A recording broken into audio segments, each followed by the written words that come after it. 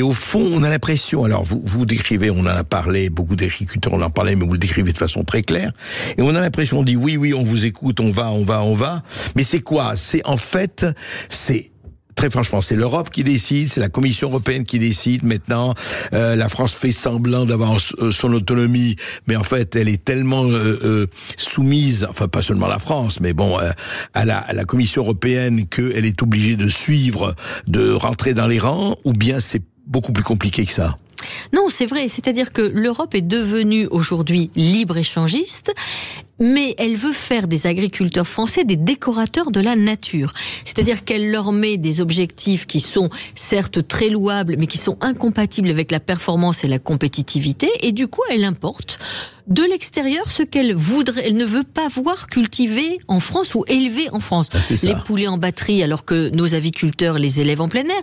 Vous savez que le sud de la France, c'est les pommes, c'est les tomates, ce sont des cultures sous signe de qualité extraordinaire. Eh bien, nous faisons venir des pommes et des tomates de plein de pays où on utilise des produits que les agriculteurs en France n'utilisent plus depuis longtemps. Et qu'on leur interdit d'utiliser. Bien sûr, on a en France, sur l'agriculture, on a ce qu'on appelle des vergers éco-responsables qui sont remarquables, en bio comme en conventionnel. Et en fait, il n'y a plus de pommes dans, par exemple, les compotes, ce qu'on appelle la pomme industrie, c'est toujours importé.